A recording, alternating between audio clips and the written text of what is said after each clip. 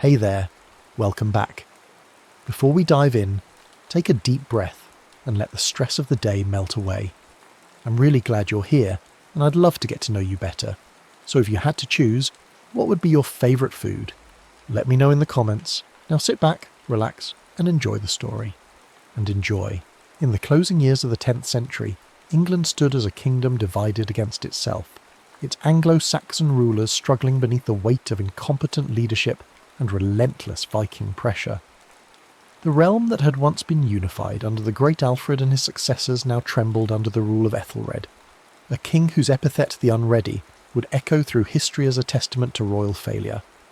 This monarch, whose reign began in 978, had inherited a crown heavy with the expectations of his predecessors, yet he would prove utterly incapable of meeting the challenges that faced his fractured kingdom. The England of Ethelred's time was a nation perpetually under siege, not merely from external enemies but from its own internal contradictions. The king's response to Viking raids had become increasingly desperate and short-sighted, culminating in the implementation of the Danegeld, a tribute system that saw English silver flow across the North Sea into Danish coffers. This policy, though perhaps intended as a temporary measure to buy peace, had the opposite effect, advertising England's wealth while simultaneously demonstrating its weakness. The Vikings, rather than being deterred, were emboldened by these payments, seeing them as proof that the Anglo-Saxon kingdom was ripe for conquest. The political landscape of early 11th century England was further complicated by deep divisions within the Anglo-Saxon nobility themselves. Decades of Viking settlement in the Danelaw regions had created a complex web of loyalties and identities. Many nobles in these areas had grown accustomed to Scandinavian rule and customs, and some actively favoured the prospect of Danish overlordship over continued submission to an ineffective Anglo-Saxon monarch. This internal division would prove crucial in the events that followed, as the kingdom's inability to present a united front against external threats made it vulnerable to conquest by a determined and capable enemy. Across the North Sea, that enemy was taking shape in the person of Sweyn Forkbeard, King of Denmark. Sweyn was the son of Harold Bluetooth, and unlike the embattled Ethelred, he represented the new generation of Viking leadership that combined traditional Norse martial prowess with sophisticated political strategy. His reign, which began around 986, was marked by ambitious expansion and the gradual construction of what would become the most formidable maritime empire of the medieval period. Sweyn had already established his influence in Norway through a combination of diplomacy and force, and he had formed crucial alliances with Swedish and Norwegian factions that provided him with the resources necessary for large-scale military operations. The Danish king understood that England represented more than just another target for Viking raids. The kingdom's wealth, accumulated through centuries of trade and agricultural development, made it a prize worth conquering rather than merely plundering. Moreover, Sweyn recognised that the political instability and division within England created an opportunity for permanent conquest that might not present itself again. The decades of Viking settlement in the Danelaw had created natural allies within England itself, while Ethelred's unpopular policies had alienated many of his own subjects. The broader context of Viking influence in the British Isles provided the foundation for Sweyn's ambitions.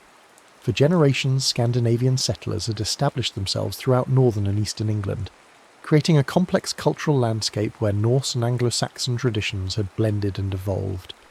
These communities maintained connections to their Scandinavian homeland while developing distinctly English characteristics, creating a bridge between the two worlds that ambitious Danish leaders could exploit. The success of earlier Viking raids and the establishment of trading networks had demonstrated that England was both accessible and profitable, while the kingdom's internal divisions suggested that resistance might be overcome through careful planning and execution. When Sweyn finally launched his invasion in 1013, he did so with the accumulated experience of decades of Viking warfare and the resources of a unified Danish kingdom behind him.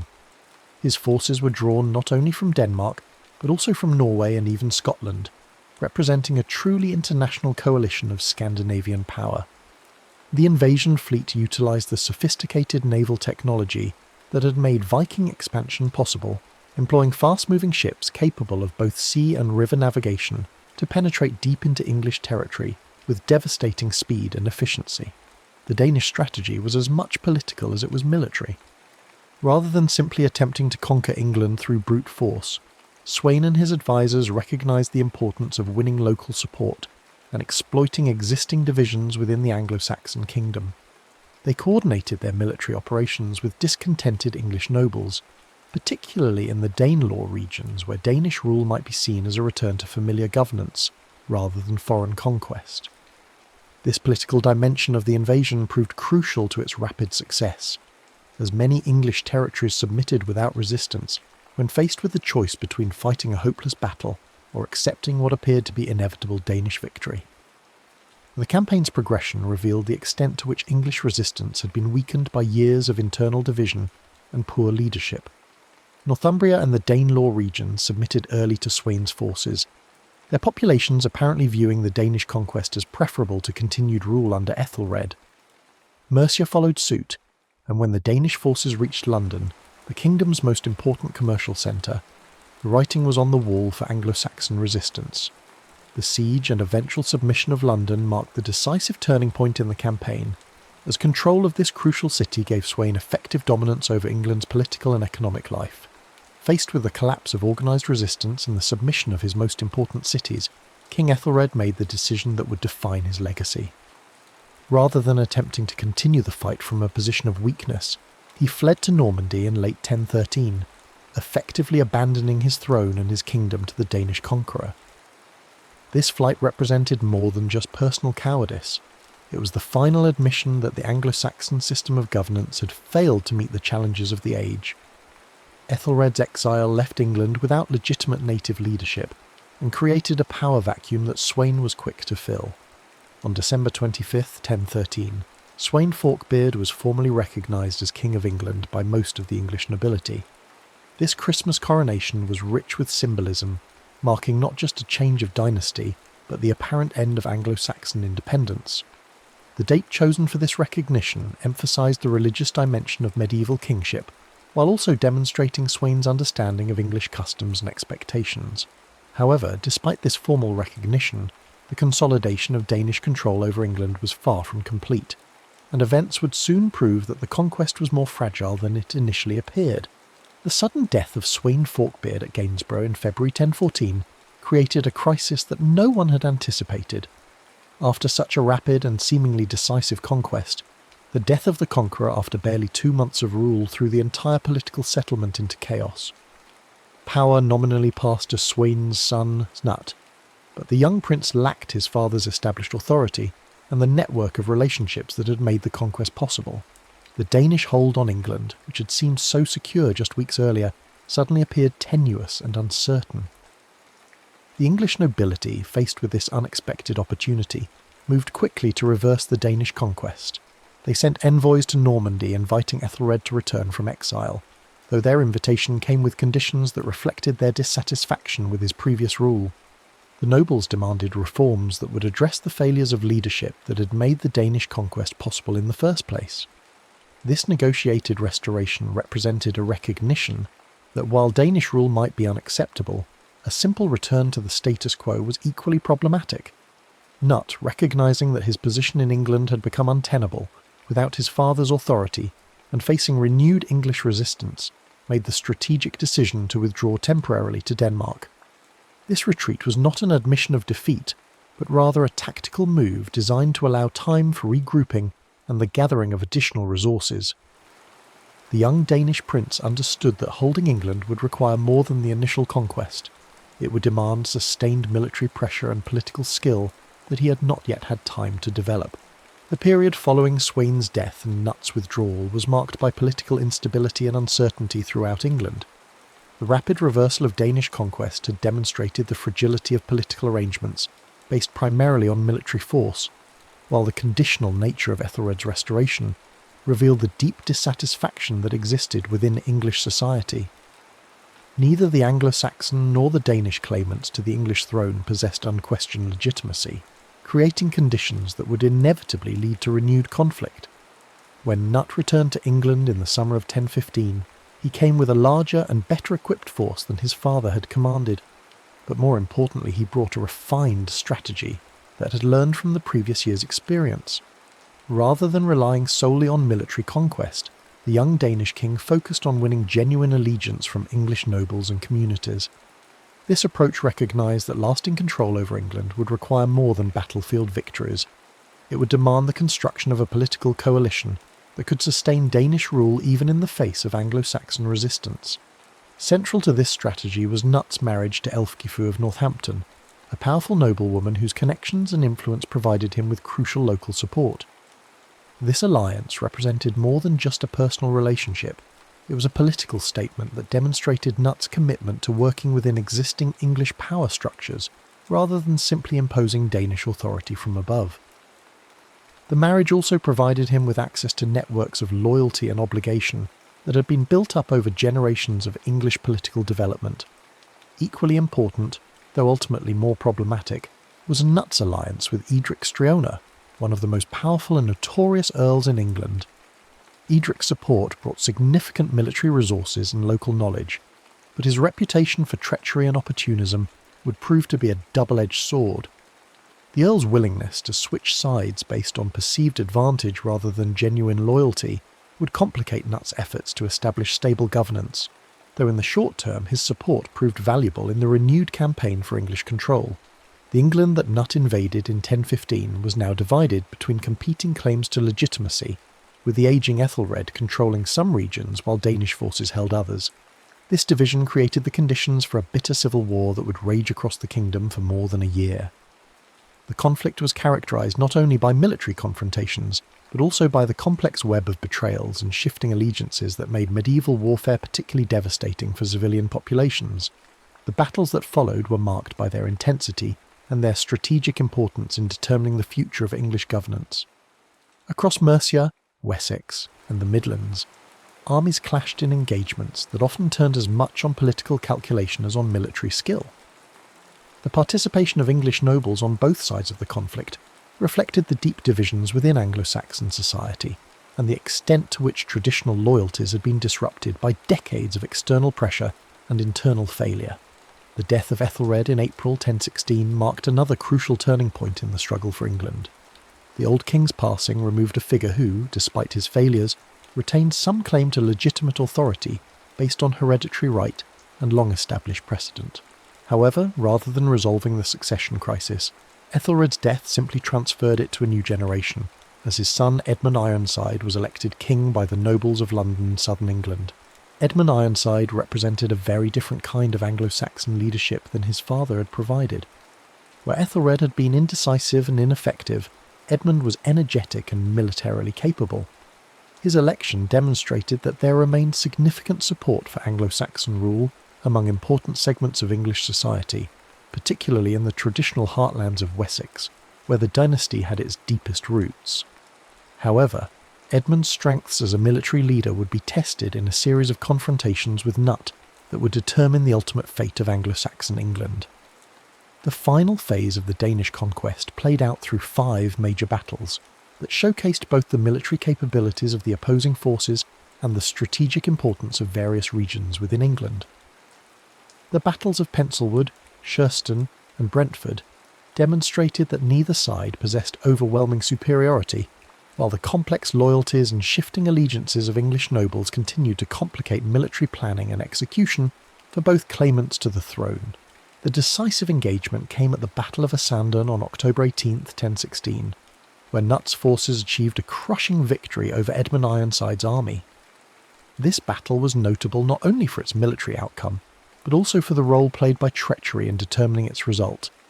Edric Streona, true to his reputation for opportunism, switched sides during the battle itself, contributing to the collapse of Anglo-Saxon resistance at the crucial moment. The betrayal at Asandun illustrated the extent to which personal ambition and calculation had come to dominate English politics, making stable governance increasingly difficult to achieve. The aftermath of Asandun led to negotiations between the 2 surviving claimants to the English throne, resulting in the Treaty of Olney, which divided the kingdom between them. Under this agreement, Edmund retained control of Wessex, the traditional heartland of Anglo-Saxon power, while Knut was recognised as ruler of Mercia, Northumbria and East Anglia. This division represented a practical acknowledgement that neither side possessed the strength to eliminate the other completely, while also reflecting the regional nature of political loyalties within England. However, this carefully negotiated settlement was destined to be short-lived. On November the 30th, 1016, just weeks after the signing of the treaty, Edmund Ironside died under circumstances that remain mysterious to this day. Whether his death was natural or the result of assassination, it removed the last significant obstacle to complete Danish control over England. Edmund's death left Cnut as the sole claimant to royal authority, with both the military strength and political support necessary to make his claim effective. By the end of 1016, Cnut had been crowned King of all England, marking the successful completion of the Danish conquest that his father had begun 3 years earlier. However, the new king understood that military victory was only the beginning of the challenge he faced. Establishing stable and lasting rule over England would require the elimination of potential rivals, the cultivation of loyalty among the English nobility, and the creation of governmental systems that could effectively administer a kingdom that remained deeply divided by recent conflicts. Cnut's approach to consolidating his power revealed considerable political sophistication. Rather than simply ruling as a foreign conqueror, he sought to legitimize his authority through marriage to Emma of Normandy, the widow of his predecessor Ethelred. This marriage served multiple purposes. It provided a connection to the previous Anglo-Saxon dynasty. It created ties with the powerful Norman court, and it demonstrated Cnut's commitment to ruling as an English king rather than merely as a Danish overlord.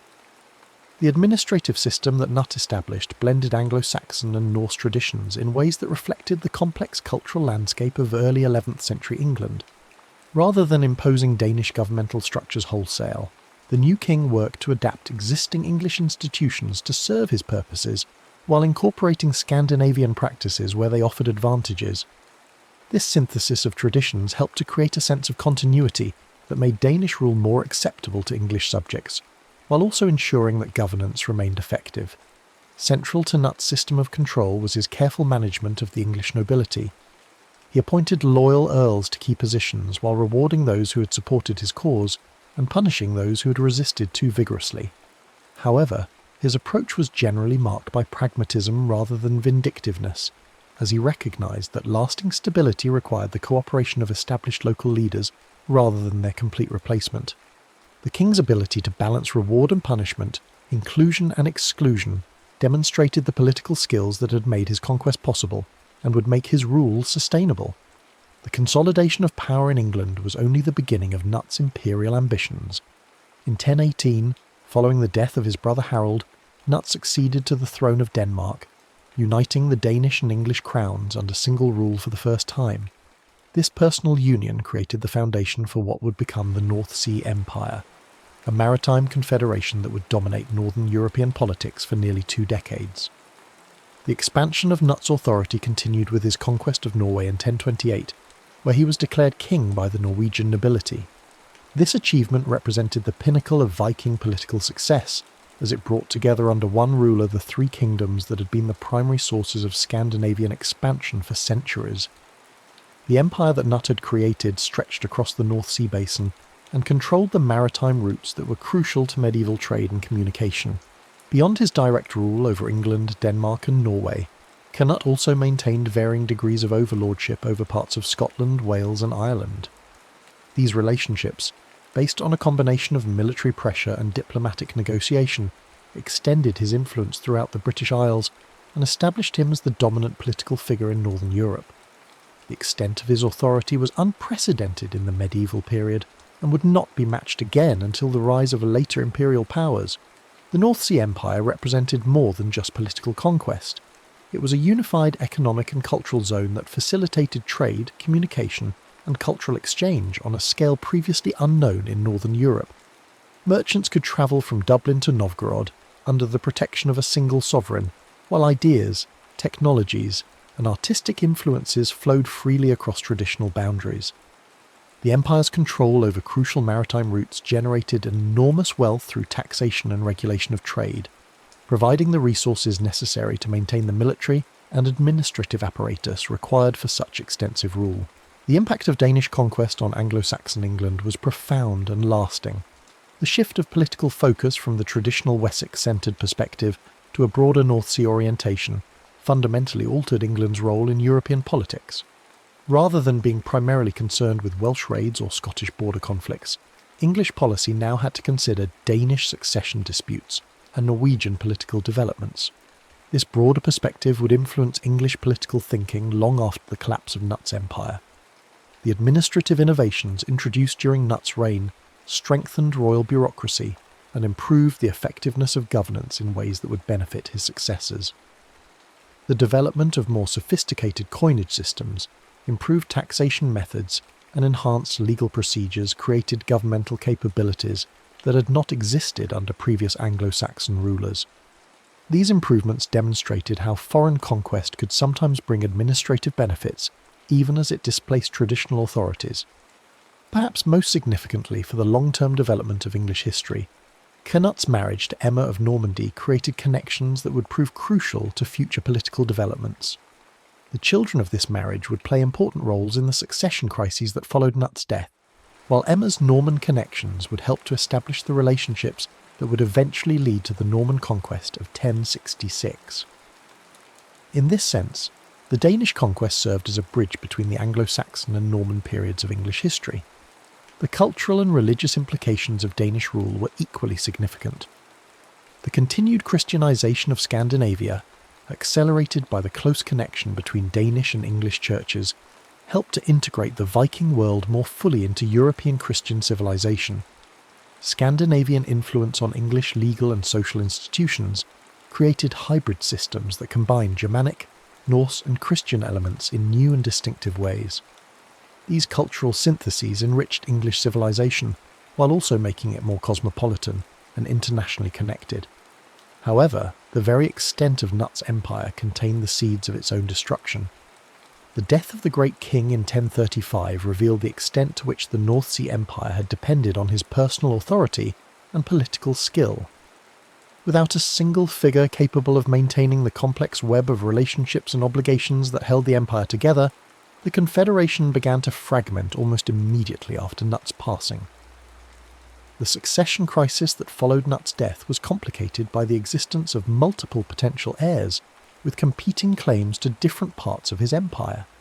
His sons, Harold Harefoot and Harthacnut, represented differentes constituencies and interests, while the sons of his marriage to Emma of Normandy added additional complications to an already complex situation. The inability of these potential successors to cooperate or to establish clear lines of authority led to conflicts that quickly undermined the stability of the empire.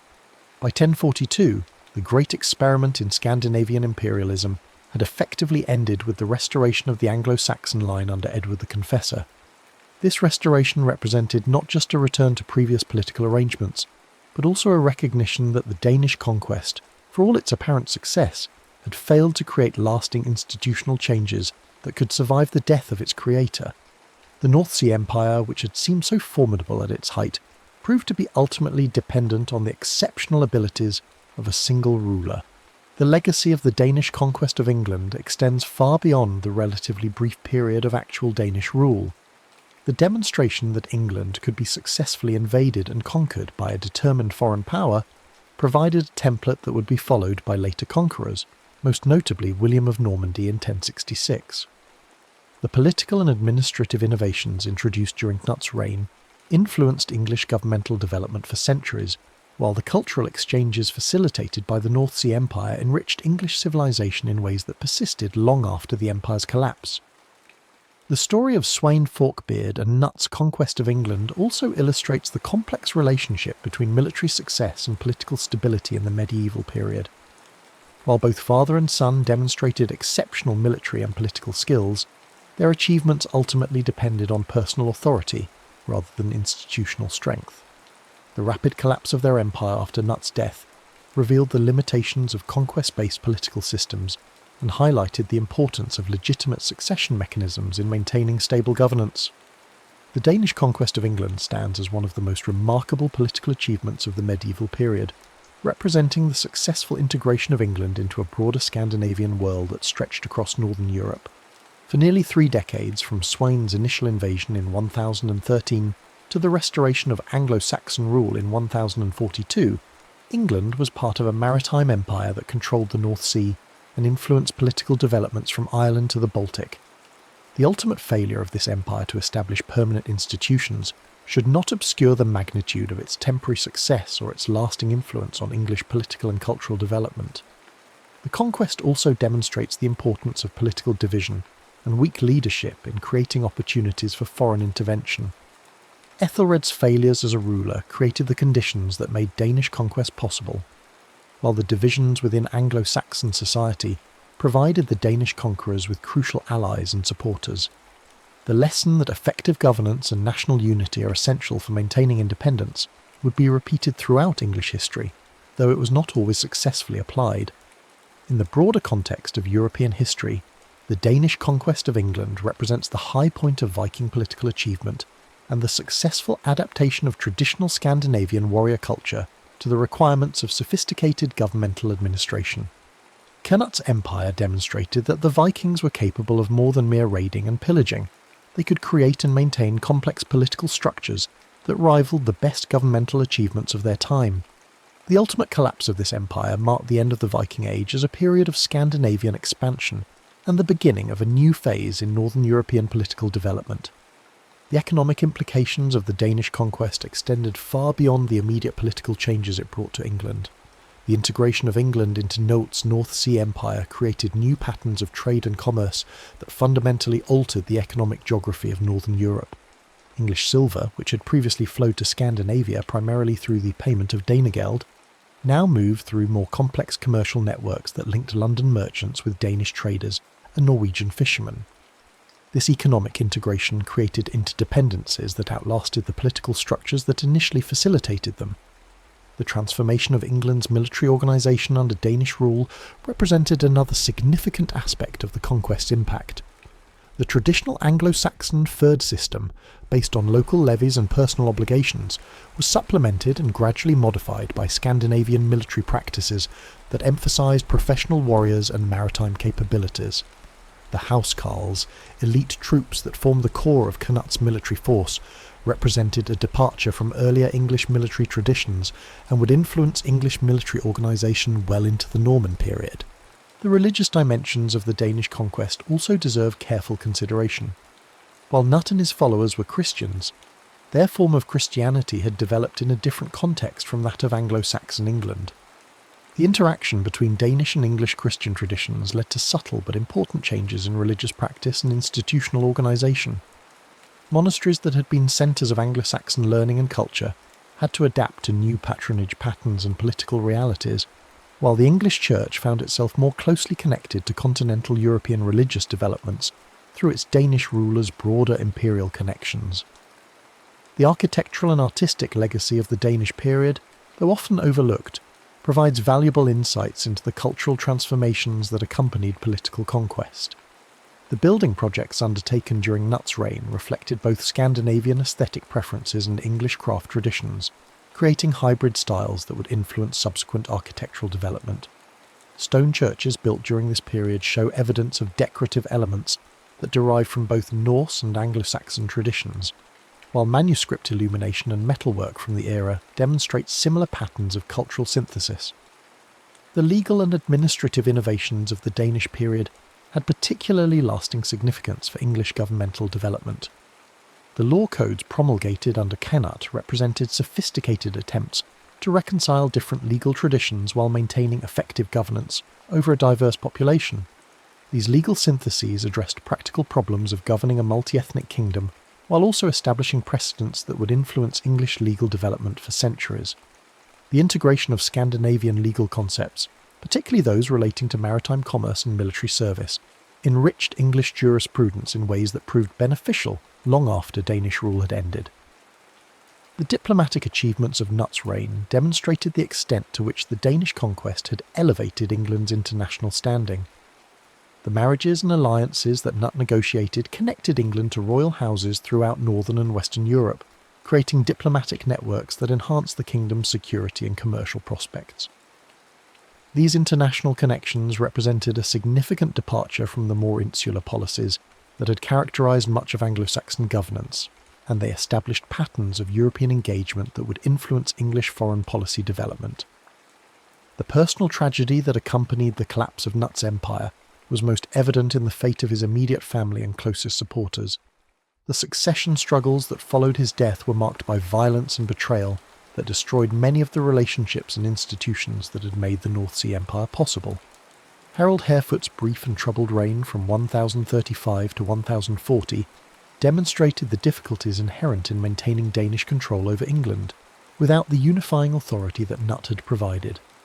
The subsequent rule of Harthacnut from 1040 to 1042 was marked by harsh taxation and political instability that alienated many of the English subjects who had accepted Danish rule under more favourable circumstances. The restoration of Anglo-Saxon rule under Edward the Confessor in 1042 marked the apparent end of the Danish experiment in English governance, but the influences of that period persisted in numerous ways. Edward himself was a product of the complex international relationships that had characterised the Danish period, having spent his formative years in Norman exile, where he had been influenced by continental European political and cultural traditions. His reign represented not a simple return to pre-conquest Anglo-Saxon traditions, but rather a synthesis of Anglo-Saxon, Danish, and Norman influences that reflected the cosmopolitan character that England had acquired during the Danish period. The military and naval innovations that had made the Danish conquest possible continued to influence English strategic thinking long after the restoration of native rule. The demonstration that England could be successfully invaded by seaborne forces had revealed vulnerabilities in traditional defensive arrangements, while also suggesting new possibilities for English expansion and influence. The naval technologies and techniques that the Danes had brought to England were absorbed into English military practice, contributing to the development of English naval capabilities that would prove crucial in later conflicts. The commercial networks that had been established during the Danish period proved remarkably durable, continuing to function even as political control shifted back to Anglo-Saxon hands. English merchants who had developed trading relationships with Scandinavian partners maintained those connections, while the administrative and legal frameworks that had facilitated commerce during Knut's reign continued to influence English commercial development. These economic continuities helped to ensure that the benefits of international integration were not entirely lost with the collapse of the political structures that had originally created them. The intellectual and cultural exchanges that had been facilitated by the Danish conquest also left lasting marks on English civilization. Scholars and clerics who had moved between England and other parts of Knut's empire brought new ideas and perspectives that enriched English intellectual life.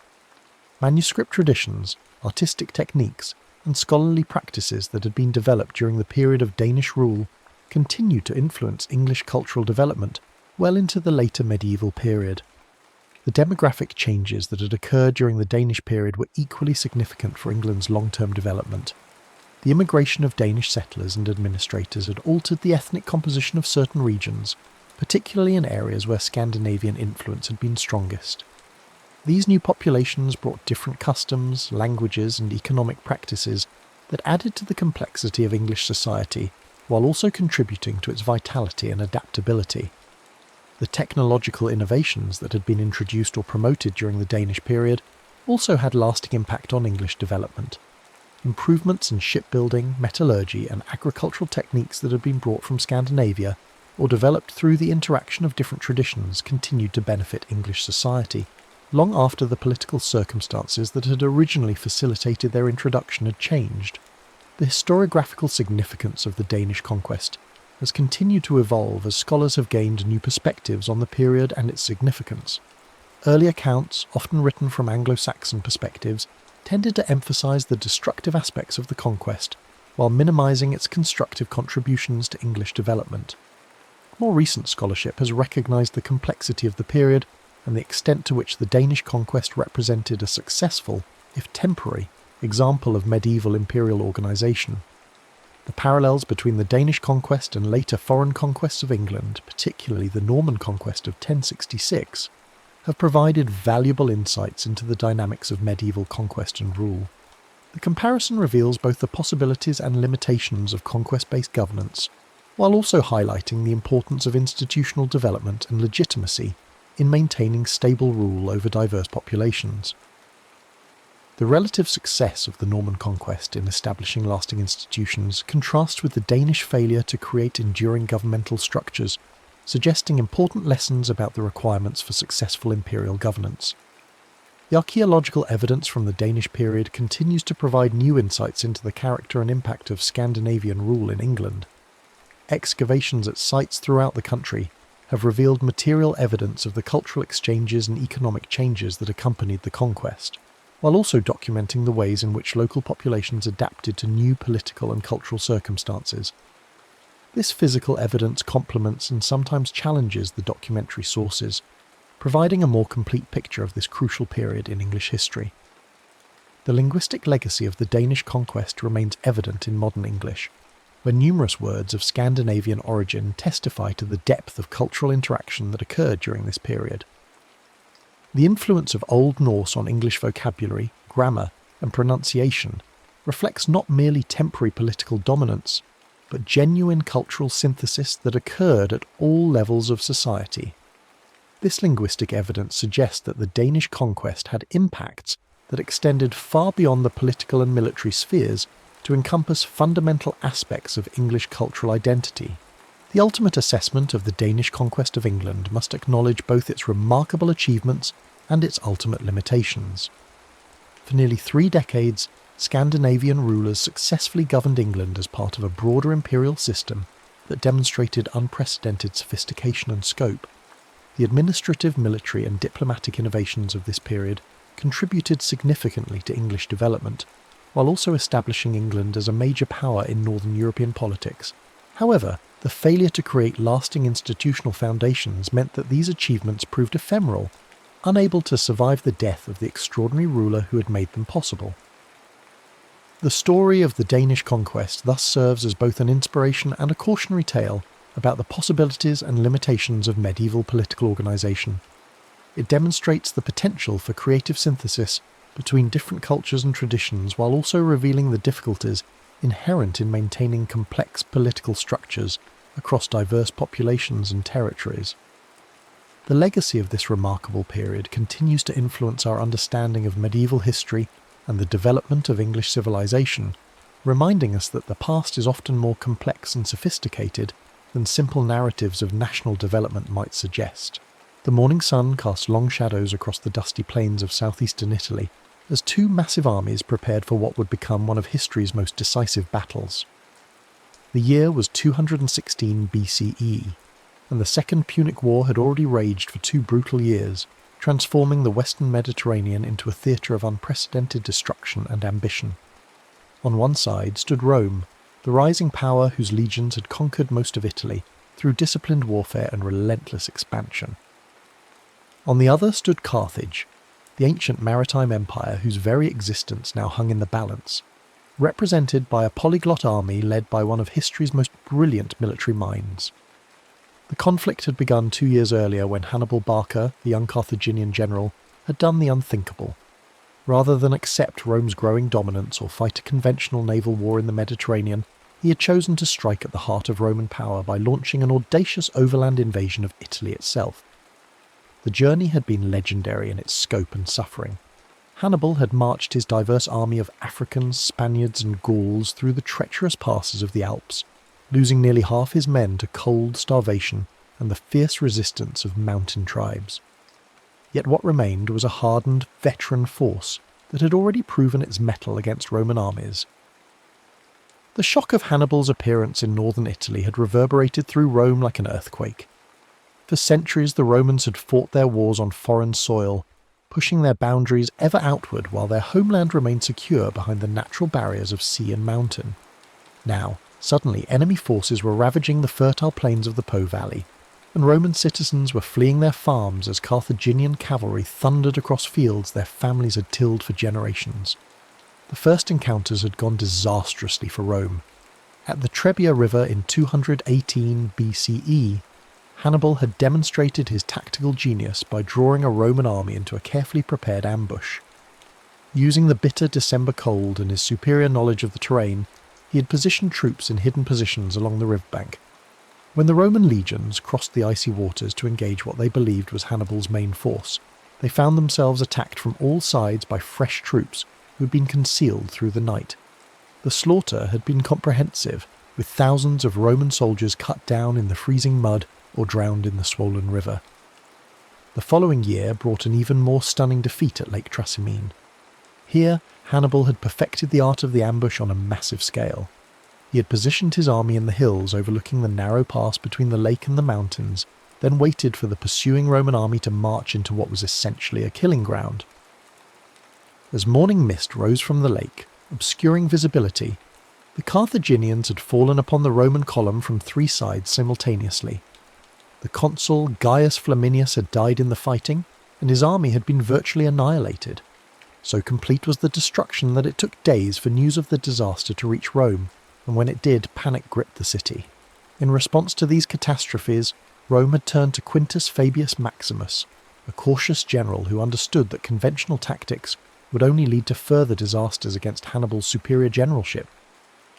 Fabius had adopted a strategy of harassment and attrition, avoiding pitched battles while constantly shadowing the Carthaginian army. His troops would strike at Hannibal's foragers, cut off stragglers, and deny the enemy army the decisive victory it sought, while protecting Roman towns and supply lines. This approach, which came to be known as Fabian tactics, had frustrated Hannibal's attempts to force a conclusive engagement, and had earned Fabius the mocking nickname Cunctator, the delayer. But the Roman Senate and people had grown impatient with this cautious approach. The sight of enemy troops ravaging Italian soil while Roman armies seemed to cower in the hills was more than Roman pride could bear. The economy was suffering as trade routes were disrupted and agricultural production declined in the war zones.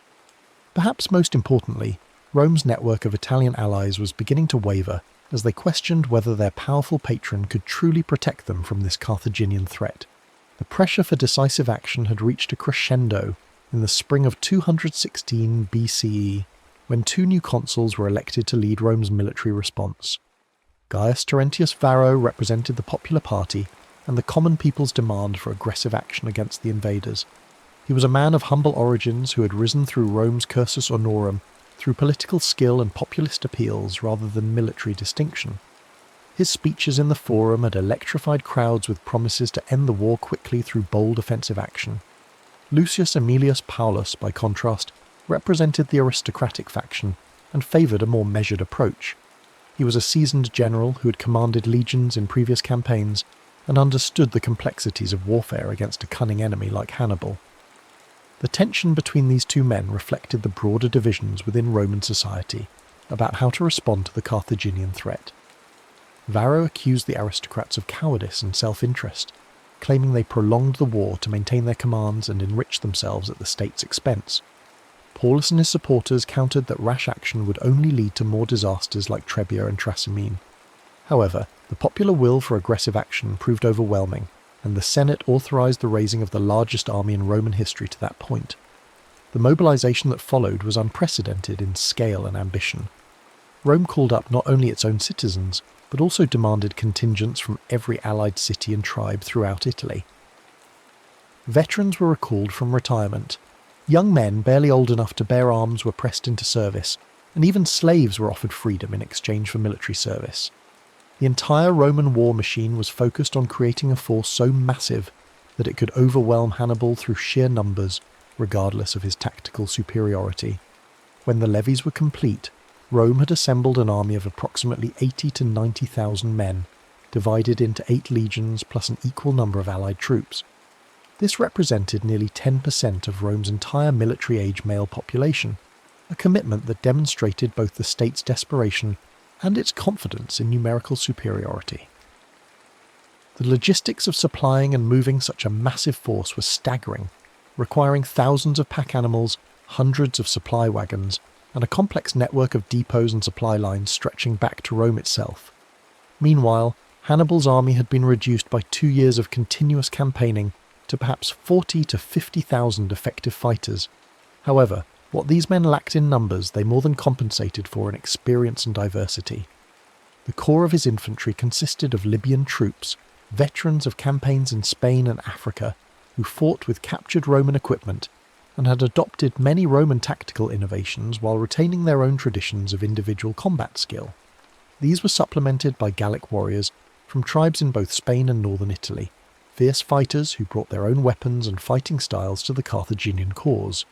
Spanish infantry provided another crucial element, disciplined troops armed with their distinctive falcata swords and experienced in both individual and formation combat. But perhaps Hannibal's greatest advantage lay in his cavalry, which was both more numerous and far superior in quality to anything the Romans could field. Numidian light cavalry from North Africa were legendary throughout the Mediterranean for their skill as horse archers and their ability to harass enemy formations while remaining virtually uncatchable in open terrain. These riders, who fought without saddles or bridles and controlled their mounts through knee pressure alone, could appear suddenly from clouds of dust, rain javelins and arrows on enemy formations, and disappear again before retaliation was possible. Heavy cavalry from Spain and Gaul provided the shock troops necessary for decisive charges, while their superior numbers meant that Hannibal could use mounted forces not just for reconnaissance and harassment, but as a genuine tactical arm capable of deciding battles. The diversity of Hannibal's army was both a strength and a challenge. Managing troops who spoke different languages, fought with different weapons, and came from cultures with vastly different military traditions required exceptional leadership and organisational skill. Yet this diversity also provided tactical flexibility that no homogeneous army could match. Hannibal could adapt his battle plans to take advantage of each unit's particular strengths, while compensating for their weaknesses through the complementary abilities of other contingents. As summer approached, both armies began manoeuvring through the heat-baked landscape of southeastern Italy, each seeking to force battle under favourable conditions. Hannibal had established a base near the town of Cannae, a Roman supply depot that controlled access to the rich agricultural regions of Apulia. The position was strategically crucial because it threatened Rome's grain supplies from the south, while providing Hannibal's army with access to the resources they needed to continue the campaign. More importantly, from a tactical perspective, the terrain around Cannae offered the open plains that would allow his superior cavalry to operate most effectively. The landscape around Cannae was dominated by gently rolling hills that descended toward the Aufidus River, known today as the Ofanto. The river valley provided relatively flat ground ideal for large-scale manoeuvres, while the surrounding elevations offered observation posts and potential positions for reserves. The summer heat was already intense, and dust clouds raised by marching armies could be seen for miles across the sun-scorched terrain. Local winds typically blew from the southeast, carrying dust and reducing visibility for anyone facing that direction, a factor that Hannibal would carefully consider in his battle planning. When the Roman army finally approached Cannae in early August, both sides understood that the moment of decision had arrived. The Romans could not allow Hannibal to continue threatening their supply lines and recruiting allies from among the Italian tribes, while Hannibal knew that his strategic position would become untenable if he could not force a decisive victory soon. Carthaginian reinforcements remained trapped in Spain by Roman naval power, and his army's numerical inferiority meant that a prolonged campaign of attrition would inevitably favour Rome. The night before the battle, both camps were alive with activity as commanders made their final preparations. In the Roman camp, Varro and Paulus held council with their subordinate officers, reviewing battle plans and attempting to coordinate the movements of their massive army. The size of their force created both opportunities and challenges. While their numbers were overwhelming, the complexity of managing so many troops in battle had never been attempted before. Roman military doctrine emphasized the disciplined advance of heavy infantry in close formation, an approach that had proven successful against most enemies, but had already failed disastrously against Hannibal's more flexible tactics. Across the plain, Hannibal was putting the finishing touches on one of history's most audacious battle plans. Rather than simply arranging his troops in the strongest possible defensive formation, he was preparing to deliberately weaken his centre while strengthening his flanks, creating a formation that would appear vulnerable to Roman attack while actually serving as bait for an elaborate trap. The plan required precise timing, exceptional discipline from his troops, and the kind of battlefield control that few generals in history have ever achieved. As dawn broke on August 2nd, 216 BCE, both armies began their deployment across the dusty plains. The morning sun climbed higher in a cloudless sky, promising another day of punishing heat that would test the endurance of heavily armoured men engaged in desperate combat. A hot wind blew from the southeast, stirring up clouds of fine dust that would limit visibility and add to the confusion once battle was joined. Hannibal positioned his army with careful attention to both the terrain and the prevailing wind conditions. His weakest troops, Gallic and Spanish infantry, were placed in the centre of his line, arranged in a convex formation that actually projected toward the enemy. This was contrary to every conventional military practice, as it invited attack against the army's most vulnerable point. However, Hannibal's intention was precisely to encourage such an attack, drawing the Roman legions into what would become a deadly trap. On either side of this weak centre, Hannibal positioned his best infantry, veteran Libyan troops equipped with Roman weapons and armour captured in previous battles. These men were arranged in columns rather than extended lines, hidden behind the forward units, and ready to wheel inward once the Romans had committed to their attack on the centre. On the extreme flanks, Hannibal deployed his cavalry forces, with Numidian light horse on the right wing and heavy cavalry commanded by his brother Hasdrubal on the left. The Roman deployment followed more conventional patterns, reflecting both their military traditions and their confidence in superior numbers. The massive infantry force was arranged in the traditional manipular system, with Hastati in front, Principes in the middle ranks, and Triarii veterans forming the rear line. However, the unprecedented size of the army meant that the usual spacing between maniples had to be reduced, creating a more dense and less flexible formation than normal.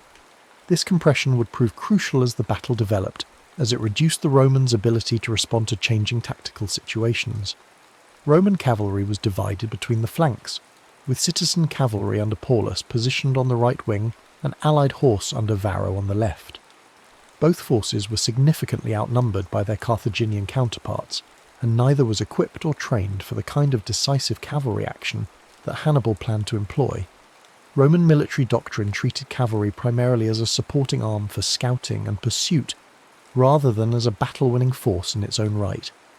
When the battle commenced, the initial exchanges followed patterns that were familiar from previous engagements. Roman cavalry on both flanks moved forward to engage their Carthaginian counterparts, while the massive infantry formations began their methodical advance toward Hannibal's apparently vulnerable centre. The dust raised by thousands of marching feet and galloping horses began to fill the air, reducing visibility and adding to the confusion that always accompanies large-scale combat. On the Roman right flank, Paulus led his cavalry in a desperate charge against Hasdrubal's heavy horse, but the encounter was brief and decisive. The Carthaginian cavalry, better trained and more numerous, quickly gained the upper hand. Paulus himself was wounded in the fighting and forced to withdraw, leaving his scattered forces unable to provide effective support for the infantry. On the opposite flank, Varro's allied cavalry fared even worse against the Numidian light horse, who used their superior mobility to avoid direct confrontation, while raining javelins on the Roman formations. With both flanks secured, the crucial phase of the battle shifted to the infantry combat in the centre. Here, Hannibal's plan began to unfold with mechanical precision.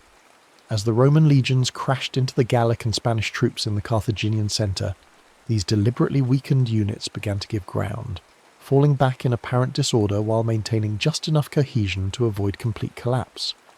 To the Roman commanders, this retreat looked like the beginning of victory. Their superior numbers and discipline were finally overwhelming the enemy centre, just as conventional military wisdom suggested they should. The Roman advance continued with increasing momentum as more and more legions pressed forward into the gap that seemed to be opening in the Carthaginian line. The manipular system that had served Rome so well in previous wars now worked against them, as the forward units became increasingly compressed and difficult to control. Officers found themselves unable to maintain communication with troops more than a few ranks away, while the dust and noise of battle made coordinated manoeuvres nearly impossible. What the Romans could not see, however, was that Hannibal's retreat was proceeding according to a carefully orchestrated plan. As the Gallic and Spanish troops fell back, they maintained their formation and continued to resist, drawing more and more Roman forces into an increasingly narrow salient. Meanwhile, the African heavy infantry on either side of this developing bulge remained motionless, waiting for the signal to execute the most crucial phase of the battle. The moment Hannibal had been waiting for arrived when the Roman advance had penetrated so deeply into his centre that the leading legions were actually behind the original Carthaginian front line. At this point, the African infantry on both flanks received their orders and began to wheel inward, turning to attack the exposed sides of the Roman formation. These troops, fresh and unengaged until this moment, struck the surprised Romans with devastating effect. Simultaneously, Hasdrubal's cavalry, having routed the Roman horse on their front, swept around the rear of the battlefield to attack the Roman infantry from behind. The Numidians joined this assault, and suddenly the massive Roman army found itself attacked from 4 directions simultaneously. What had begun as an apparently successful advance had become a desperate fight for survival, with Roman legions trapped in an ever-tightening circle of enemies. The encirclement that followed was both tactically brilliant and strategically devastating. As the Carthaginian forces contracted their circle, the Romans found themselves compressed into an increasingly small space, where their numerical superiority became a liability rather than an asset. Men could not wield their weapons effectively in the crush, officers could not maneuver their units, and panic began to spread through the ranks as soldiers realized the full extent of their predicament. The slaughter that followed was methodical and comprehensive. Trapped Romans were cut down by spears and swords, trampled by their own comrades, or simply crushed in the press of bodies as the Carthaginian circle grew ever smaller. Some attempts were made to break out of the encirclement, but these were quickly suppressed by fresh Carthaginian troops who had been held in reserve for exactly this purpose. The superior training and equipment that had made Roman legions so effective in open battle became meaningless in the confused melee that the battle had become. Paulus, the consul who had favoured caution, died fighting in the ranks alongside his men, refusing offers of escape and choosing to share the fate of the soldiers he had led into disaster. His colleague Varro managed to escape with a small body of cavalry, but the vast majority of the Roman army was either killed or captured. The casualties were staggering even by the brutal standards of ancient warfare.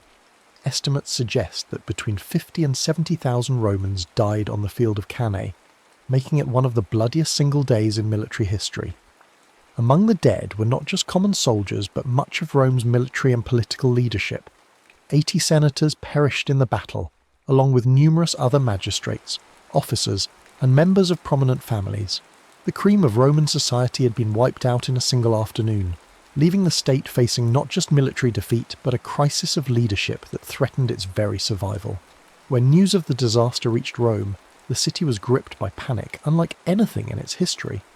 Citizens fled to their homes, shops closed, and rumours spread that Hannibal was already marching on the city.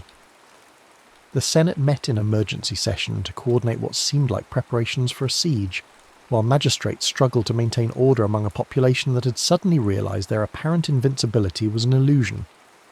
Yet perhaps the most remarkable aspect of the aftermath was Hannibal's decision not to march immediately on Rome itself.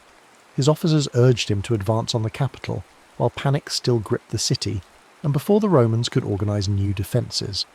Some historians suggest that the city might indeed have fallen if Hannibal had struck immediately, while the psychological impact of Cannae was still paralysing Roman resistance.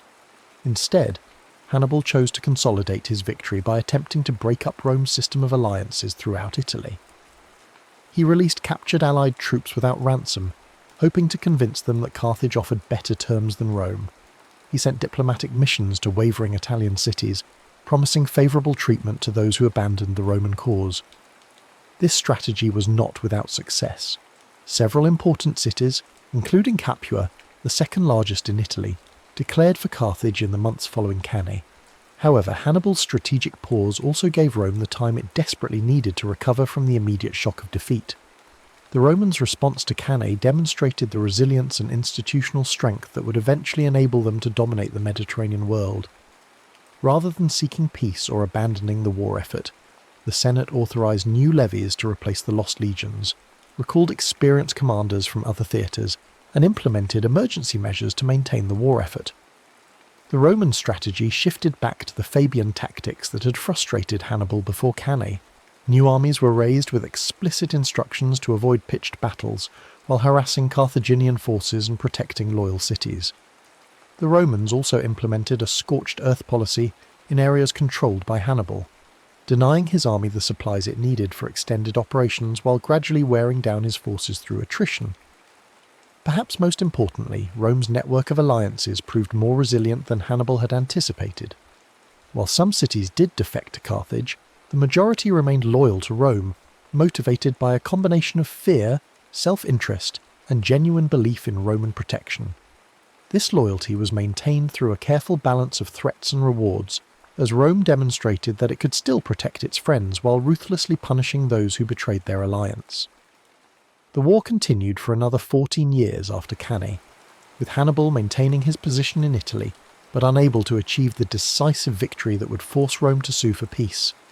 His army gradually declined in strength as casualties mounted, and reinforcements from Carthage remained limited by Roman naval superiority. Meanwhile, Roman forces under Publius Cornelius Scipio opened a new front in Spain, eventually driving Carthaginian forces from their Iberian strongholds and threatening Carthage itself. The final resolution came at the Battle of Zama in 202 BCE, where Scipio used tactics derived from studying Hannibal's own methods to defeat the Carthaginian general on African soil. The irony was complete when Scipio, later surnamed Africanus in honour of his victory, employed a modified version of the double envelopment that Hannibal had perfected at Cannae to achieve Rome's ultimate triumph in the Second Punic War. The Battle of Cannae's influence on military thinking extended far beyond the immediate conflict between Rome and Carthage. The double envelopment manoeuvre that Hannibal executed so brilliantly became the gold standard for tactical excellence, studied and emulated by generals throughout history.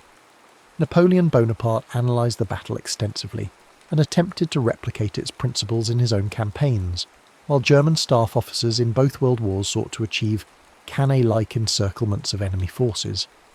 The American Civil War saw several attempts to recreate Cannae's tactical model, most notably at the Battle of Chickamauga, where Confederate forces achieved a partial double envelopment of Union troops. During World War II, the German concept of blitzkrieg was explicitly designed to achieve Cannae-style encirclements on a strategic scale, using rapid armoured advances to surround and destroy entire enemy army groups. Even in the modern era, military academies around the world continue to study Cannae as an example of tactical perfection achieved through superior generalship, careful planning, and flawless execution under pressure. The battle demonstrates how a smaller, weaker force can achieve decisive victory through superior strategy and the intelligent use of terrain, weather, and enemy psychology. The psychological impact of Cannae extended beyond its immediate military consequences to influence Roman national character in ways that would shape the empire's future development. The disaster taught Romans that their survival as a people depended not on avoiding defeat but on their ability to recover from catastrophic setbacks. This lesson would serve them well in future crises, from the invasions of Germanic tribes to the civil wars that marked the end of the Republic. The memory of Cannae also reinforced Roman determination never again to allow foreign armies to ravage Italian soil unopposed. This defensive mentality contributed to Rome's aggressive expansion throughout the Mediterranean, as successive generations of leaders concluded that the best defence lay in controlling potential threats at their source, rather than waiting for enemies to strike at Roman territory. For Hannibal himself, Cannae represented both the pinnacle of his military genius and the beginning of his strategic failure. His tactical brilliance in achieving the perfect battle was matched by his inability to translate battlefield victory into lasting political success. The decision not to march on Rome immediately after Cannae has been debated by historians for over 2 millennia, with some arguing that the opportunity for decisive victory was lost forever in those crucial days following the battle. Modern analysis suggests that Hannibal's strategy of attempting to break up Roman alliances through diplomacy rather than military conquest was not necessarily flawed, but that he underestimated both Roman resilience and the strength of the alliance system he sought to destroy. His army, while tactically superior, lacked the logistical support and reinforcements necessary for the kind of sustained campaign that would have been required to force Rome's capitulation. The Battle of Cannae thus stands as both a testament to individual military genius and a demonstration of the limits of tactical excellence when not supported by adequate strategic resources. Hannibal's achievement in destroying a Roman army twice the size of his own remains one of history's greatest military accomplishments, yet his inability to capitalise on this victory ultimately contributed to Carthage's defeat in the broader war. Today, the plains around Cannae remain largely agricultural, with few visible traces of the carnage that once soaked the dusty soil with the blood of tens of thousands of soldiers. Archaeological investigations have uncovered artefacts from the battle, corroded weapons, armour fragments, and coins that provide physical evidence of the ancient conflict. These silent witnesses serve as reminders of a day when the fate of the Western world hung in the balance, decided by the tactical genius of one man and the courage of soldiers from across the Mediterranean who fought and died under the burning Italian sun. The legacy of Cannae extends beyond military history to encompass broader questions about leadership, strategy, and the relationship between tactical excellence and strategic success. It reminds us that individual brilliance, while crucial, must be supported by adequate resources and long-term planning to achieve lasting results. Most importantly, it demonstrates how a single day's fighting can echo through millennia, influencing military thinking and shaping the course of civilizations long after the dust of battle has settled and the warriors have returned to Earth. The immediate weeks following Cannae reveal the true character of both civilizations involved in this titanic struggle. While Hannibal celebrated his victory and attempted to capitalize on Roman panic, the response from Rome itself demonstrated the institutional resilience that would ultimately prove decisive in the broader conflict. The Senate, despite losing 80 of its members in the battle, continued to function and make crucial decisions about the war effort. Emergency magistrates were appointed to replace fallen leaders, new levies were authorized despite the catastrophic losses, and diplomatic missions were dispatched to ensure the loyalty of wavering allies. The Roman people's reaction to the disaster was perhaps even more remarkable than their government's response. Rather than demanding peace negotiations or calling for the recall of armies from other theatres, the citizenry demonstrated a grim determination to continue the struggle regardless of cost. Families who had lost sons, fathers and brothers at Cannae volunteered remaining male relatives for military service. Wealthy Romans contributed their personal fortunes to fund new legions, while poorer citizens offered their labour for fortification work and military production. This collective response was rooted in Roman cultural values that elevated duty to the state above individual survival or comfort. The concept of virtues, which encompassed courage, excellence, and moral strength, had been tested at Cannae and found to endure even in the face of unprecedented catastrophe. Romans understood that their civilization faced an existential threat, and they were prepared to sacrifice everything to ensure its survival. Hannibal, observing this Roman response from his camp in southern Italy, must have realized that his victory at Cannae, devastating as it was, had not achieved its primary strategic objective of forcing Rome to seek terms. Instead of breaking Roman will to resist, the battle seemed to have hardened their determination to continue the war until Carthage was completely defeated. The psychological warfare that had been so effective in previous campaigns was proving insufficient against an enemy whose cultural identity was built around the refusal to accept defeat. The diplomatic offensive that Hannibal launched in the aftermath of Cannae met with mixed results that highlighted the complex nature of Roman power in Italy. While some cities did abandon the Roman alliance, particularly in southern Italy where Carthaginian military presence offered immediate protection, the vast majority remained loyal despite the obvious military risks. This loyalty was based not merely on fear of Roman retaliation, but on genuine calculation of long-term interests and cultural affinity. Rome's alliance system differed fundamentally from the tributary relationships that characterized most ancient empires. Rather than simply extracting wealth and manpower from subject peoples, Rome offered a path to citizenship and full participation in Roman civilization. Italian allies understood that Roman defeat would not necessarily improve their situation, while Roman victory offered the possibility of advancement within an expanding imperial system. The defection of Capua, however, represented a significant strategic blow that demonstrated both the opportunities and limitations of Hannibal's diplomatic approach. As the second largest city in Italy and the centre of a rich agricultural region, Capua's adherence to the Carthaginian cause provided Hannibal with crucial logistical support and a prestigious symbol of Roman weakness. The city's leaders calculated that Carthaginian victory was inevitable and sought to position themselves advantageously in the post-war settlement. Yet Capua's defection also illustrated the fundamental problem with Hannibal's strategy. The city's decision was based on the assumption that Carthaginian military success would continue indefinitely, and that Rome lacked the resources to recover from defeats like Cannae. When these assumptions proved incorrect, Capua found itself isolated and vulnerable to Roman retaliation, ultimately suffering a brutal siege and harsh punishment that served as an object lesson to other potential defectors. The gradual shift in Roman strategy following Cannae demonstrated remarkable institutional learning and adaptability.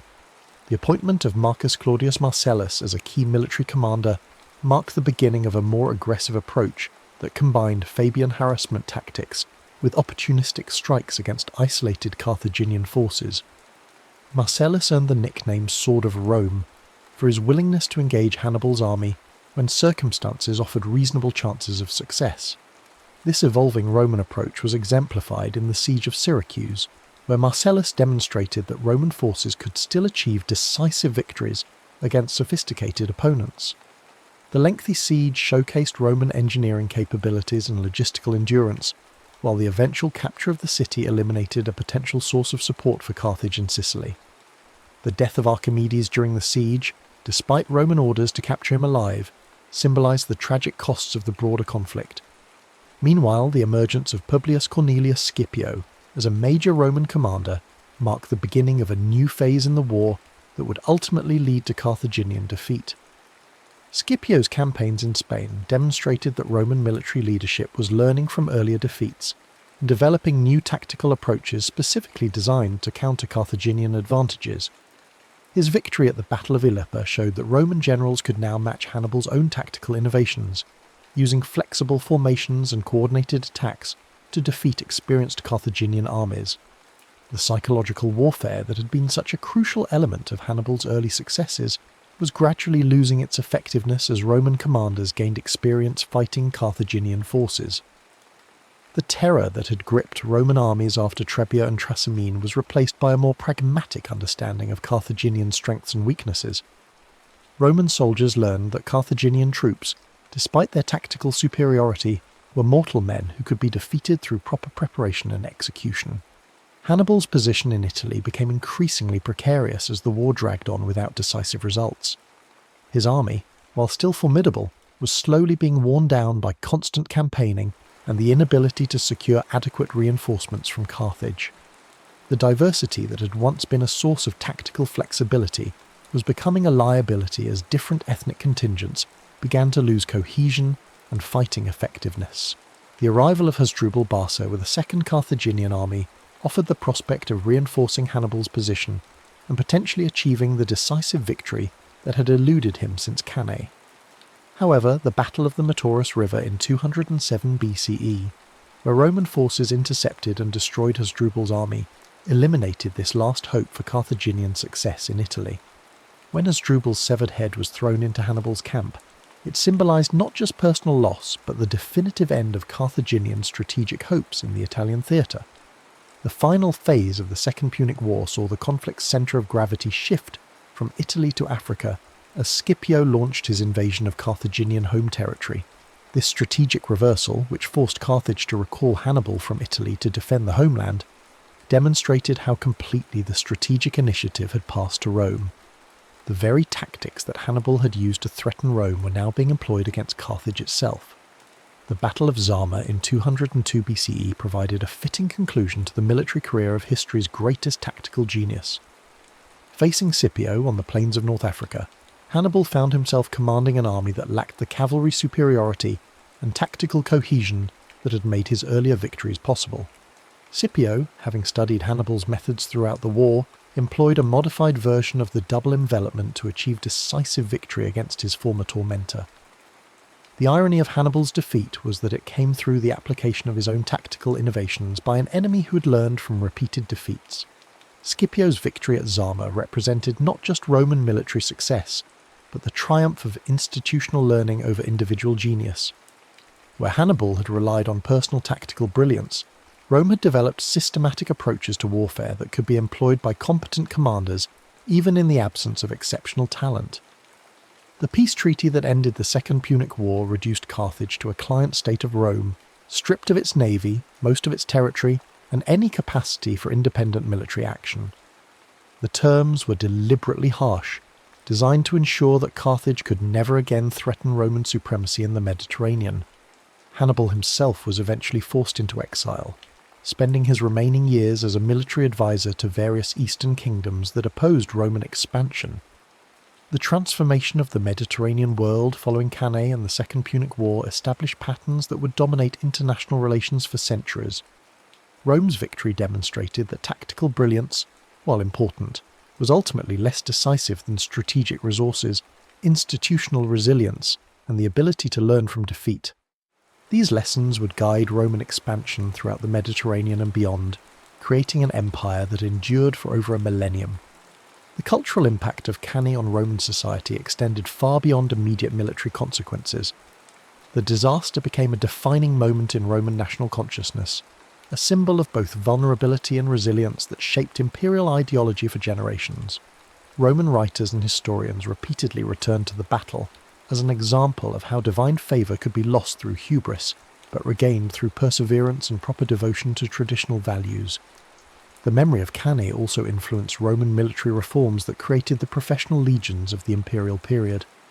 The disaster highlighted weaknesses in the citizen-soldier system that made Rome vulnerable to enemies with superior military training and experience. Subsequent reforms emphasized longer terms of service, better training, and standardized equipment that would make Roman armies less dependent on individual commanders and more capable of sustained operations in distant theatres.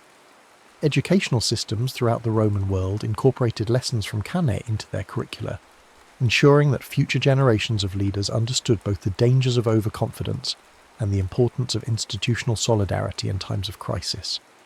The battle became a standard example in rhetorical training, used to illustrate principles of narrative structure, character development, and moral instruction that formed the foundation of classical education. The influence of Cannae on military thinking extended well beyond the boundaries of the Roman Empire to affect military development throughout the ancient world. Eastern kingdoms facing Roman expansion studied Hannibal's tactics as potential models for their own defensive strategies, while Roman enemies sought to replicate the psychological and tactical advantages that had made the Carthaginian generals so formidable. Medieval military writers rediscovered classical accounts of Cannae during the revival of interest in ancient texts, incorporating lessons from the battle into contemporary military manuals and strategic thinking. The concept of the double envelopment became a standard element of military education, though few commanders possessed the skill or circumstances necessary to execute such a complex manoeuvre successfully. The Renaissance witnessed renewed scholarly interest in Cannae as military theorists sought to apply classical principles to contemporary warfare. The development of gunpowder weapons and changes in army organisation created new tactical possibilities, but the fundamental principles demonstrated at Cannae, the importance of reconnaissance, terrain analysis, troop morale, and coordinated attacks, remained relevant to military professionals. Modern military historians continue to analyse Cannae as perhaps the finest example of tactical artistry in recorded history, a demonstration of how superior generalship can overcome seemingly impossible odds through careful planning and flawless execution. The battle serves as a case study in multiple military disciplines, from logistics and intelligence to leadership and battlefield psychology.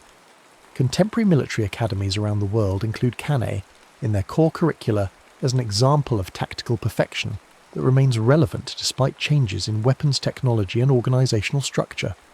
The principles that Hannibal employed — deception, concentration of force at decisive points, exploitation of enemy weaknesses and maintenance of tactical flexibility — continue to guide military planning in the modern era. The enduring fascination with Cannae reflects broader human interest in stories of David versus Goliath, where intelligence and determination overcome brute force and superior resources. Hannibal's achievement resonates across cultures and centuries because it demonstrates the power of individual excellence to change the course of history, even when ultimate victory remains beyond reach. Yet the complete story of Cannae also serves as a reminder that tactical brilliance alone is insufficient to achieve lasting political objectives. Hannibal's masterpiece on the battlefield could not compensate for Carthage's strategic weaknesses or overcome Rome's institutional advantages. The battle thus illustrates both the potential and the limitations of military genius in shaping historical outcomes. The dusty plains of Cannae continue to attract visitors from around the world, drawn by the site's historical significance and the enduring questions it raises about leadership, strategy, and the nature of victory itself.